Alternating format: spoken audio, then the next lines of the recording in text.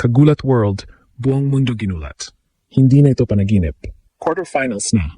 Ang ating Pinoy tennis phenom na si Alexandra Ala ay nagpakawala ng isang straight sets demolition laban kay Himeno Sakatsume, 6-4, 6-0, kung saan nanalo siya sa huling siyam na games. Pero ang tunay na pasabog. Haharapin na ni Alex ang world-class Colombian star na si Camila Osorio sa isang Clash of Titans sa Rizal Memorial. Parehong US Open Girls Champions, pero sino ang mas matibay? Sa gitna ng tensyon ng career goals at national pride, kailangang patunayan ni Ala na ang kanyang laser-like forehand ay sapat para itumba ang karanasan ni Osorio. Habang ang buong stadium ay nag-vibrate sa sigaw ng mga Pinoy, ito na ba ang pagkakataon para sa isang seismic upset na magtutulak kay Alex sa top 40 ng Mula sa injury scares hanggang sa dominanteng pagbangon, hihimayin natin ang stats, ang fearless forecast, at ang dahilan kung bakit nanginginig na ang WTA World sa bangis ng Pilipinas. Mananatili ba ang momentum ni Alex o mapipigilan siya ng Colombian powerhouse? Buong mundo ginulat. Hindi lang ito basta balita. Ito ay isang deklarasyon ng kapangyarihan mula sa puso ng Maynila. Ang ating Pinoy tennis phenom na si Alexandra Ala, ang kasalukuyang world number 49, ay hindi lang basta nanalo sa kanyang round of 16 match. Siya ay nag-iwan ng isang mensahe na yumanig sa buong WTA circuit. Sa harap ng libo-libong mga Pilipinong saksi sa Rizal Memorial Tennis Center, idinurog ni Alex ang pangarap ni Himeno Sakatsume ng Japan sa isang dominanteng 6-4, 6-0 victory. Pero teka, balikan natin ang tensyon bago ang laban na ito. Matatandaan na si Sakatsume ang multo na humahabol kay Alex mula pa noong 2023 sa Japan, kung saan tinalo niya ang ating pambato sa isang masakit na straight sets loss. Maraming netizens ang nagpahayag ng kaba bago magumpisa ang laro. May mga nagsasabing baka ma-pressure si Alex sa home crowd o kaya naman ay lilitaw muli ang kanyang nakaraang injury sa hita na nakita noong debut match niya laban kay Charaiva. Ngunit sa halip na bumigay, doon natin nakita ang bagong bersyon ni Alex Ayala. Isang manlalaro na hindi lang may talento, kundi may bakal na mentalidad. Ang unang set ay nagsimula sa isang bakbakan ng baseline rallies. Si Sakatsume, na kilala sa kanyang bilis at quick returns, ay pilit na pinapatakbo si Alex. Pero sa score na 4-4, may nag-iba sa aura ng ating tennis queen. Doon nagsimula ang tinatawag nating The Great Demolition. Mula sa 4-4 sa first set, hindi na lumingon pa si Alex. Nanalo siya sa huling siyam na sunod-sunod na games. 9 games in a row.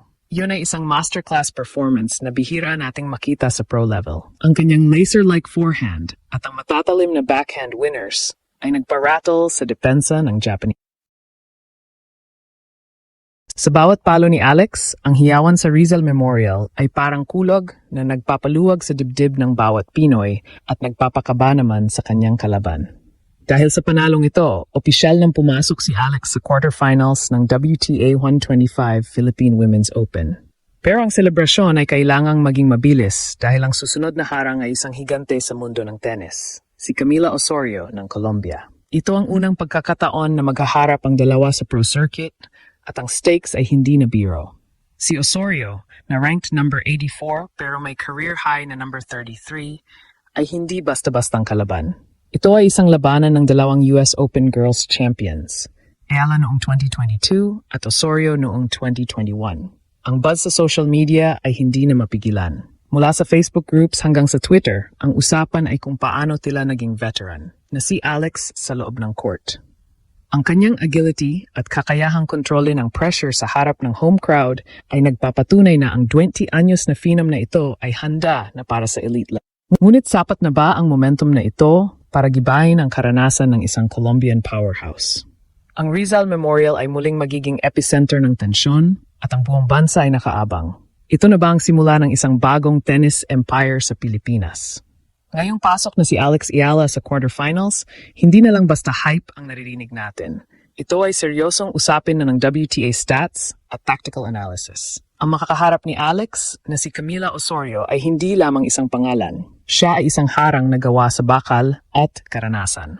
Kung titingnan natin ang kanilang tail of the tape, makikita ang isang napakagandang labanan ng estilo at mentalidad. Si Alex Ayala, sa edad na 20, ay nasa peak ng kanyang athleticism. Bagamat ang kanyang WTA ranking ay number 49 at si Osorio ay number 84, huwag kayong palilin lang sa numero. Si Osorio ay dating NERP. 33 sa mundo at mayroon ng 2 WTA titles sa kanyang resume, ang Bogota at Monterrey Open. Sa madaling salita, mas sanay si Osorio sa big stage pressure ng WTA Main Tour.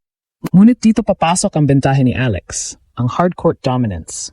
Sa 5 niyang ITF at Challenger titles, lahat ay napanalunan ni Alex sa hardcourts, habang si Osorio ay kilala bilang isang clay court specialist. Ang bilis ng bola sa Rizal Memorial ay pabor sa flat at aggressive ground strokes ni Alex. Hatiin natin ang kanilang skills. Si Alex ay isang beast pagdating sa rallies. Ang kanyang laser-like forehand ay kayang bumutas ng depensa at ang kanyang backhand ay mas naging stable na ngayon kumpara noong nakaraang taon. Averaging 0.9 aces per match, maaring hindi power server si Alex. Pero ang kanyang lefty placement ay nagbibigay sa kanya ng free points na kailangan niya laban sa isang gaya ni Osorio. Sa kabilang banda, si Osorio ay isang grinder. Hindi siya titigil hanggat hindi bumabalik ang bola. Ang kanyang lakas ay ang kanyang consistency at ang kanyang kakayahang basahin ang laro ng kalaban. Dito lumalabas ang totoong conflict, career versus bansa. Para kay Alex, ang tournament nito ay critical para sa kanyang goal na makapasok sa top 40 at makuha ang seeded spot sa mga susunod na Grand Slams. Pero sa likod ng bawat palo, bitbit niya ang bigat ng national hopes.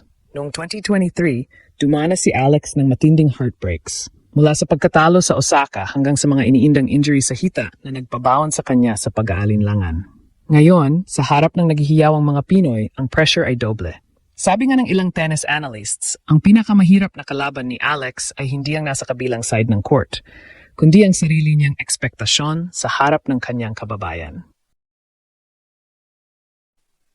Sa social media, ang online buzz ay umaapoy. Ang mga fans ay nagpapasabog ng komento tungkol sa maturity ni Alex. Marami ang nakapansin na nung laban niya kay Sakatsume, hindi siya nagpakita ng frustration kahit nung dikit pa ang score sa 4-4 ng first set. Iyon ang klase ng predator mindset na kailangan niya laban kay Osorio. Ngunit may mga worried pa rin sa kanyang serve. Minsan kasi ay nagkakaroon siya ng double faults sa mga crucial na pagkakataon na nagbibigay ng free points sa kalaban. Kung magagawa ni Alex na limitahan ang errors na ito, ang kanyang bilis at agility ang magiging susi para mapagod ang Colombian star. Ito ay labanan ng 2 US Open Girls Champions, isang battle for legacy. Sa bawat vibration ng arena mula sa hiyaw ng mga Pinoy, nararamdaman ni Alex na hindi siya nag-iisa. Ngunit sapat na ba ang adrenaline ng home crowd para talunin ang karanasan ni Osorio? O muli bang mangingibabaw ang veteran smarts ng Colombia? Ang tensyon ay abot langit at ang bawat rally ay tila isang giyera para sa dangal ng bansa.